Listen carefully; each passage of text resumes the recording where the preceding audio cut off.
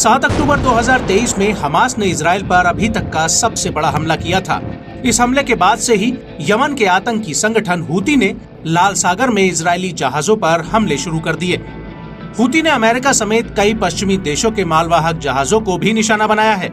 यहाँ तक कि हूती ने कई जहाजों को जब्त भी किया है। हूती का कहना है कि वो लाल सागर में हमलों को तब तक नहीं रोकेगा जब तक कि इजराइल गाजा में हमले नहीं रोकेगा। लेकिन अमेरिका और ब्रिटेन ने 11 जनवरी 2023 को यमन पर कई हवाई हमले किए। लेकिन हूती ने दो टूक कह दिया है कि वो इसका माकूल जवाब देगा। लेकिन बड़ा सवाल ये है कि आखिर इजराइल के गाजा पर हमले से हूती इतना क्यों भड़का हुआ है और मिडिल ईस्ट में हूती का क्या वजूद है।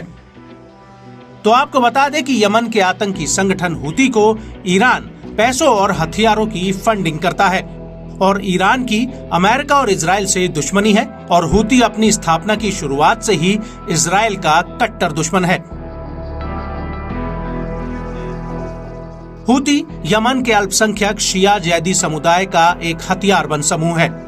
1990 के दशक में तत्कालीन राष्ट्रपति अली अब्दुल्ला सालेह के कथित भ्रष्टाचार से लड़ने के लिए हूती का गठन किया गया था।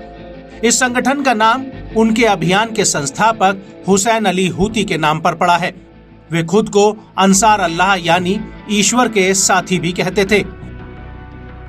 2003 में अमेरिका के नेतृत्व में इराक पर हमले में हूती ने नारा दिया था कि अमेरिका का खात्मा हो, इजराइल का खात्मा हो, यहूदियों का विनाश हो और इस्लाम की विजय हो। उस वक्त हूती ने हिजबुल्लाह के साथ मिलकर इजराइल, अमेरिका और पश्चिमी देशों के खिलाफ ईरान के नेतृत्व वाले गुट का हिस्सा बताया था। लेकिन साल 2014 के आते आते हूती ने यमन में राजनीतिक रूप से अपने आप को काफी मजबूत कर लिया था और यमन के उत्तर में हूती सादा प्रांत पर कंट्रोल करने में कामयाब रहे और साल 2015 की शुरुआत में हूती ने राजधानी सना पर कब्जा कर लिया था।